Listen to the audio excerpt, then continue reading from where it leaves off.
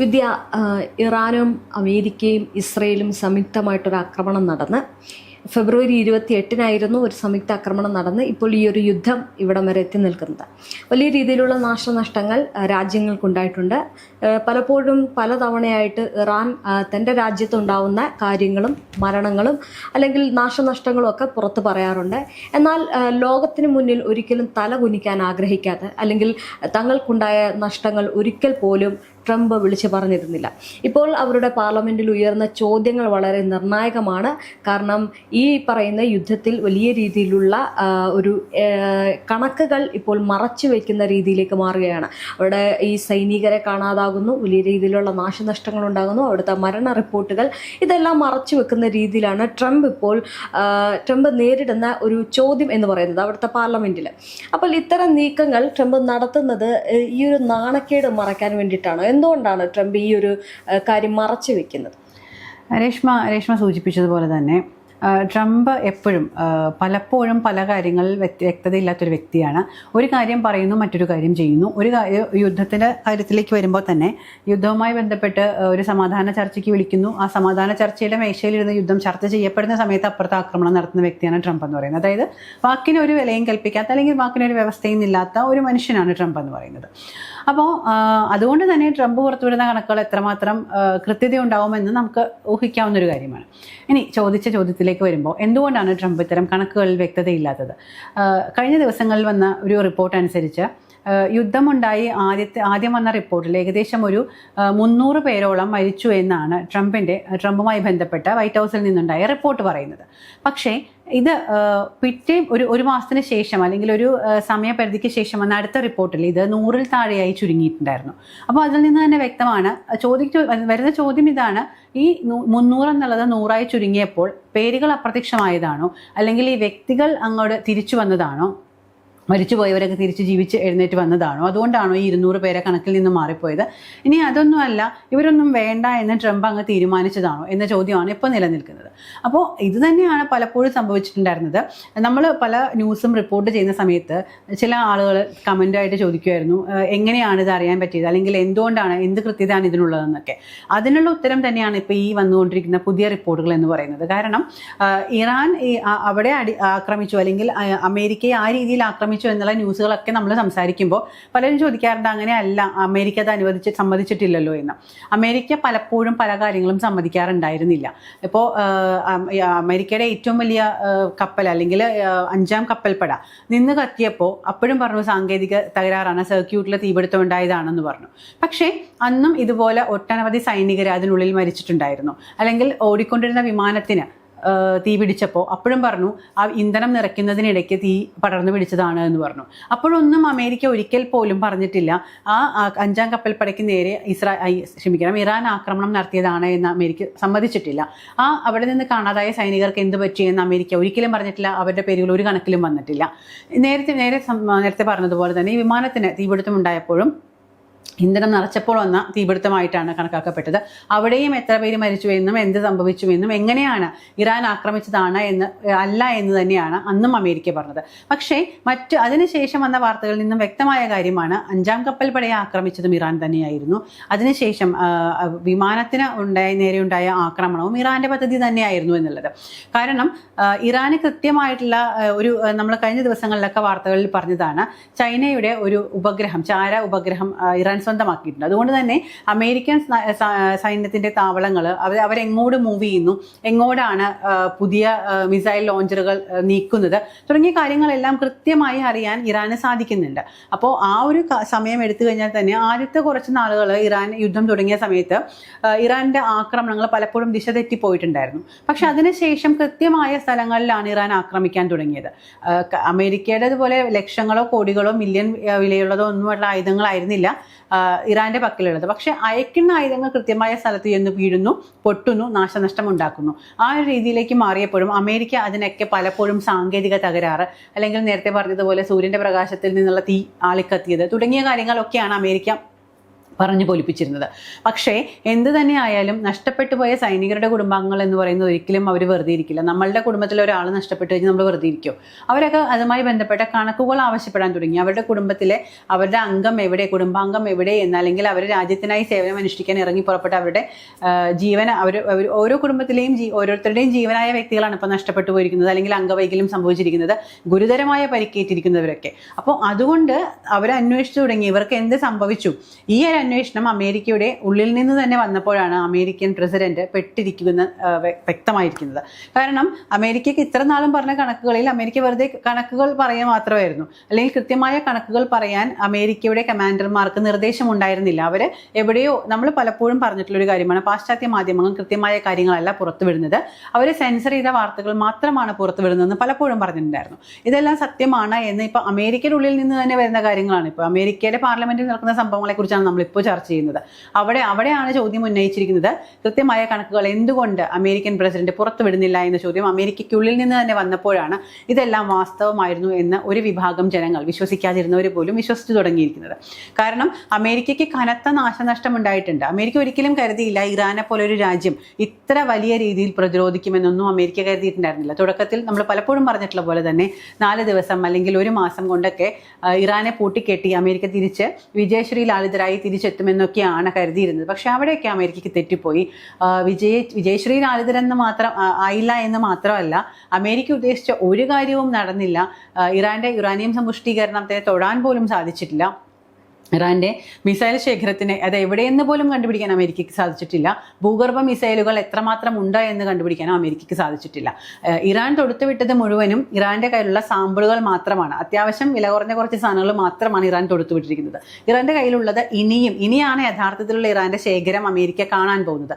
പക്ഷെ അത് അമേരിക്കയ്ക്ക് വ്യക്തമായതുകൊണ്ടാണ്, ഇനിയും പിടിച്ചു നിൽക്കാൻ സാധിക്കില്ല എന്ന് പൂർണ്ണ ബോധ്യം വന്നതുകൊണ്ടാണ് അമേരിക്ക ഈ കണക്കുകളിൽ തെറ്റ് കാണിക്കുകയും തുടർന്ന് ഇപ്പോൾ ഈ ഒരു അവസ്ഥയിൽ അമേരിക്ക ഒന്ന് വളരെ ശാന്തമായ രീതിയിൽ, ട്രംപ് വലിയ വാഗ്വാദങ്ങളോ വലിയ ഒന്നും പറയുന്നില്ല, വളരെ ശാന്തനാണ്, ഒരു കാരണവുമില്ലാതെ ഏകപക്ഷീയമായി യുദ്ധം താൽക്കാലത്തേക്ക് നീട്ടിവെക്കുന്നു എന്നൊരു പ്രസ്താവന ഇറക്കുന്നു. അത് എത്ര ദിവസത്തേക്കാണ് എന്ന് പോലും പറയുന്നില്ല. കാരണം എത്ര ദിവസത്തേക്ക് എന്ന് പറഞ്ഞു കഴിഞ്ഞാൽ അത് ആ ദിവസം കഴിയുമ്പോൾ അടുത്ത ചോദ്യം വരും, ഇനി എന്താ എന്നുള്ളത്. അതുകൊണ്ട് തന്നെ തൽക്കാലത്തേക്ക് അത് നീട്ടിവെക്കുന്നു, ദിവസം പറയാതെ എന്നുള്ള രീതിയിലേക്കൊക്കെ ട്രംപ് മാറിയിരിക്കുന്നതിന്റെ പ്രധാന കാരണവും ഈ ഒരു ഭയം തന്നെയാണ്. ഇറാൻ എന്ന് പറയുന്നത് ചെറിയൊരു രാജ്യമല്ല, ചെറിയൊരു ജനതയല്ല. അവര് ആ കാണുന്നതിനും അപ്പുറം ആ ജനതയ്ക്കുള്ളൊരു പോരാട്ട വീര്യമുണ്ട്. ആ ജനത പറയുന്ന അവരുടെ ഞരമ്പുകളിലോടുന്നത് അവരുടെ അന്തസ്സും അഭിമാനവും കാത്തു സൂക്ഷിക്കാൻ ഏതറ്റം വരെയും പോകുമെന്ന് പറയുന്ന ജനതയാണ് എന്ന് അമേരിക്ക മനസ്സിലാക്കാതിരുന്നത്, അല്ലെങ്കിൽ ട്രംപ് മനസ്സിലാക്കാതിരുന്നിടത്താണ് ഇത്ര വലിയ പരാജയം അമേരിക്കയ്ക്ക് സംഭവിച്ചതും ഇതുപോലുള്ള കള്ളക്കണക്കുകൾ അമേരിക്ക പൊതു ആയിട്ടുള്ള മാധ്യമങ്ങളിൽ പ്രദർശിപ്പിക്കപ്പെടുകയൊക്കെ ചെയ്തത് ഇത്തരത്തിലുള്ള ഈ ഒരു ഭയം മൂലമാണ്. ഇനി എന്ത് ചെയ്യുമെന്നൊരു ചോദ്യചിഹ്നമാണ് ഇപ്പോൾ ട്രംപിന്റെ മുമ്പിൽ. നമ്മൾ എപ്പോഴും പറയാറുള്ളത് പോലെ തന്നെ ഒരു വാള് തൂങ്ങിക്കിടക്കുകയാണ്. അത് എപ്പോൾ വേണമെങ്കിലും പൊട്ടി വീഴാം, എപ്പോൾ വേണമെങ്കിലും ട്രംപിന്റെ അധികാരം നഷ്ടപ്പെടാം എന്നുള്ള രീതിയിലേക്കൊക്കെയാണ് കാര്യങ്ങൾ ഇപ്പോൾ എത്തി നിൽക്കുന്നത്. എന്നാലും ഇപ്പോൾ വിദ്യ പറഞ്ഞതുപോലെ തന്നെ മറ്റൊരു കാര്യം കൂടിയുണ്ട്. അതായത് ഈ ഇസ്രയേൽ അമേരിക്കയുടെ സൈനികർക്കിടയിൽ വലിയ രീതിയിലുള്ള സമ്മർദ്ദങ്ങളുണ്ട്. നമുക്കറിയാം ഇസ്രയേലിന്റെ IDF വന്ന് പറഞ്ഞത്, അതായത് നിങ്ങൾ ഇനി ഇറാനിലേക്ക് ഒരു ആക്രമണം നടത്തി കഴിഞ്ഞാൽ അത് താങ്ങാനുള്ള ശേഷി നമ്മുടെ സൈനികർക്കില്ല, നമ്മുടെ സൈനികർ കുറഞ്ഞിരിക്കുകയാണ്. അത് ഇസ്രയേൽ വെളിപ്പെടുത്തുന്നതിന് മുമ്പ് തന്നെ അമേരിക്കൻ സൈനികർ വലിയ രീതിയിൽ കുറയുന്നുണ്ട് എന്നുള്ളൊരു സാഹചര്യവും അല്ലെങ്കിൽ വാർത്തകൾ വന്നിരുന്നു. ശരിക്കും ഇപ്പോൾ ഈ കണക്കുകൾ പുറത്തു വിടുന്നത് മാത്രമല്ല ഒരു കാര്യം എന്ന് പറയുന്നത്, അവിടെ നടക്കുന്ന സൈനികർക്കിടയിൽ സമ്മർദ്ദം, അവർക്കുണ്ടാവുന്ന വിഷമങ്ങൾ അല്ലെങ്കിൽ അവരുടെ പ്രയാസങ്ങൾ, അങ്ങനെയുള്ള യാതൊരു കാര്യങ്ങളും പുറത്ത് അമേരിക്ക വിടുന്നില്ല എന്നുള്ളതാണ്. കാരണം ഈ യുദ്ധക്കൊതിയന്മാരായിട്ടുള്ള 2 നേതാക്കൾക്ക് ഇവർക്ക് എങ്ങനെയെങ്കിലും ഈ ഒരു യുദ്ധം ജയിച്ച് ഒരാൾക്ക് അധികാരം ജയിക്കണം എന്നുള്ളതല്ല രേഷ്മ, അതിനപ്പുറത്തേക്ക് അവർക്ക് ഈ യുദ്ധം നിലനിന്ന് പോകണം എന്നുള്ളൊരു അവസ്ഥയായിരുന്നു ഇത്ര നാളും. അതായത് അവരുടെ രാഷ്ട്രീയ നിലനിൽപ്പിന് യുദ്ധം എവിടെയെങ്കിലും ഒരു സ്ഥലത്ത്, ഒന്നുകിൽ ഹമാസിനെതിരായിട്ട് അല്ലെങ്കിൽ ഇറാനെതിരായിട്ട്, ഇത് എവിടെയെങ്കിലും. അമേരിക്കയുടെ മോഹം എന്ന് പറയുന്നത് ഈ പറയുന്ന ഇറാന്റെ എണ്ണപ്പാടമാണ്. ആ എണ്ണപ്പാടത്തിന് വേണ്ടിയിട്ടാണല്ലോ ഇത്രയും വെനസ്വല പിടിച്ചെടുത്തതുപോലെ തന്നെ ഇറാനും പിടിച്ചെടുക്കാം എന്ന് കരുതി രംഗത്തെത്തുന്നത്. പക്ഷേ മറുവശത്ത് നിലനിൽപ്പിന് ആവശ്യമായിട്ട് യുദ്ധം വീണ്ടും ചെയ്യുകയാണ് ബെഞ്ചമിൻ നെതന്യാഹു. അപ്പൊ ബെഞ്ചമിൻ നെതന്യാഹുവിന് ഒരു കൂട്ട് വേണം, ഇങ്ങനെ യുദ്ധം ചെയ്യുമ്പോൾ സപ്പോർട്ട് ചെയ്യാനും അല്ലാതെ എല്ലാ കാര്യങ്ങൾക്കും ഒരു കൂട്ട് വേണം, അത് വേറെ ലോകരാജ്യങ്ങളിലെ ആരും വരത്തില്ല, ഈ ട്രംപ് മാത്രമേ കൂടെ ഉള്ളൂ എന്നുള്ള കാര്യം അറിയാം. താമസമുള്ള ഒരാളും ഇത്തരത്തിലൊരു കാര്യത്തിന് കൂട്ടുകൂടുതയാണല്ലോ ഈ ബെഞ്ചമിൻ തന്നെയോ ചെയ്യുന്നത്. അപ്പൊ ഞാൻ പറഞ്ഞു വരുന്നത്, ഈ കണക്കുകൾ മാത്രമല്ല ട്രംപ് ഒളിച്ചു വെക്കുന്നത്, ഈ സൈനികർക്കിടയിലുള്ള സമ്മർദ്ദങ്ങളുണ്ട്. എന്തിനേറെ പറയുന്നു, ഈ അമേരിക്കൻ വാർത്തകൾ പുറത്തുവിട്ടതിനെതിരെ റോയിട്ടേഴ്സ് പോലുള്ള ചാനലുകൾ അടച്ചുപൂട്ടുന്ന നടപടിയൊക്കെ ട്രംപ് എടുത്തിട്ടുണ്ട്. ചില മാധ്യമങ്ങളൊക്കെ ഞങ്ങൾ അത് അടച്ചുപൂട്ടും, പക്ഷെ അത് കുറച്ച് ദിവസം കഴിഞ്ഞിട്ട് അത് വീണ്ടും വാർത്തകളൊക്കെ കൊടുത്ത് അത് വീണ്ടും സജീവമാകുകയും ചെയ്തു. എന്തായാലും ട്രംപിനെതിരെ ആരെങ്കിലും ഇങ്ങനത്തെ വാർത്ത കൊടുക്കുക അല്ലെങ്കിൽ അന്താരാഷ്ട്ര മാധ്യമങ്ങൾ ഇങ്ങനെ ഒരു റിപ്പോർട്ടുകൾ നടത്തുകയോ ചെയ്തു കഴിഞ്ഞാൽ അവർക്ക് വലിയ രീതിയിലുള്ള പ്രതിസന്ധിയാണ്. മാത്രമല്ല, ഈ ലോകത്തിന് മുന്നിൽ പ്രസ്താവനകളിലൂടെ നാണം കെട്ടെങ്കിലും ഈ ഞങ്ങൾ മാത്രമാണ് അങ്ങോട്ട് അടിച്ചത് അല്ലെങ്കിൽ ഞങ്ങളുടെ ആക്രമണത്തിൽ മാത്രമാണ് വലിയ പ്രത്യാഘാതമുണ്ട് എന്ന് വരുത്തി തീർക്കാൻ വേണ്ടിയിട്ടാണ് ഇത്തരം മരണ റിപ്പോർട്ടുകളും അതുപോലെ തന്നെ ഈ സമ്മർദ്ദങ്ങളൊക്കെ ട്രംപ് മറച്ചു വെക്കാൻ ഉദ്ദേശിക്കുന്നത്. അപ്പോൾ ഇതിനോടൊപ്പം തന്നെ അവിടുത്തെ ജനങ്ങളുടെ സാഹചര്യം പോലും പറയാൻ ട്രംപ് ഒരിക്കൽ പോലും തയ്യാറായിട്ടില്ല. അവിടുത്തെ ജനജീവിതം എങ്ങനെയാണെന്ന് നോക്കാം. ഇപ്പം പശ്ചിമേഷ്യ ഏറ്റവും കൂടുതൽ വിഷമിക്കുന്നത് ട്രംപിന്റെ സമ്മർദ്ദങ്ങൾക്കാണ്. അതായത് ട്രംപ് ഇത്തരം കാര്യങ്ങൾ മുന്നോട്ട് കൊണ്ടുപോകുന്നത് കൊണ്ടാണ് പശ്ചിമേഷ്യ ഇന്ന് വലിയ സാമ്പത്തിക ബുദ്ധിമുട്ടിലോട്ട് കടക്കുന്നത്. ഭക്ഷണത്തിന് പോലും ആശ്രയിക്കേണ്ട ഒരു ഹോർമുസ് കടലിടുക്ക് അടച്ചിടുന്നതിന് പിന്നിൽ അതിന്റെ ഏറ്റവും വലിയ കാരണക്കാരൻ എന്ന് പറയുന്നത് ട്രംപ് തന്നെയാണ്, വേറെ ആരുമല്ല. അപ്പൊ ഇത്തരം നീക്കങ്ങളിലേക്ക് പോകുമ്പോൾ ഈ കാര്യങ്ങളൊന്നും ഒരിക്കലും ട്രംപ് പറയാൻ ഉദ്ദേശിക്കുന്നില്ല. അപ്പൊ ട്രംപിന് എപ്പോഴും എങ്ങനെയെങ്കിലും ഈ യുദ്ധത്തിൽ ഞങ്ങളാണ് ഏറ്റവും വലിയ ജയാളികൾ, അതെ ജയാളികൾ, അതുകൊണ്ട് ഞങ്ങൾ പറയുന്നതാണ് ഈ ലോകം കേൾക്കേണ്ടത് എന്നുള്ളത് തന്നെയാണ് വീണ്ടും വീണ്ടും. അപ്പം ഇസ്രയേലിനും അമേരിക്കയ്ക്കുമെതിരെ ഈ ഇറ്റലി കഴിഞ്ഞ തവണ രംഗത്ത് വന്നിരുന്നു.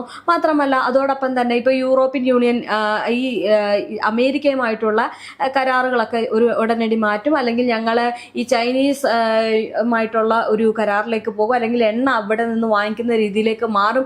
അങ്ങനെയാണെങ്കിൽ അമേരിക്കൻ ഡോളറുകൾക്ക് മൂല്യം ഇടിയും എന്നുള്ള രീതിയിലൊക്കെ ഭീഷണിപ്പെടുത്തുന്നുണ്ട്. കാരണം അമേരിക്ക ഇസ്രയേലും പറയുന്ന ഇപ്പോഴത്തെ കാര്യങ്ങളിലൊന്നും ഒരു ലോകരാജ്യങ്ങളും അവർക്ക് സപ്പോർട്ടായിട്ട് വരുന്നില്ല, എതിരെ നിൽക്കുന്ന ഒരു സാഹചര്യമാണ് ഉണ്ടാകുന്നത്.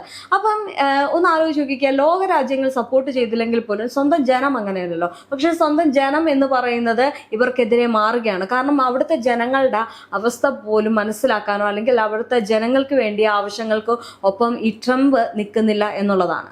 അപ്പൊ അതൊക്കെ ഒരു പക്ഷേ ഈ പറയുന്നത് പോലെ തന്നെ ഈ ഒരു കണക്കുകൂട്ടലിൽ പെടുന്നതല്ലേ?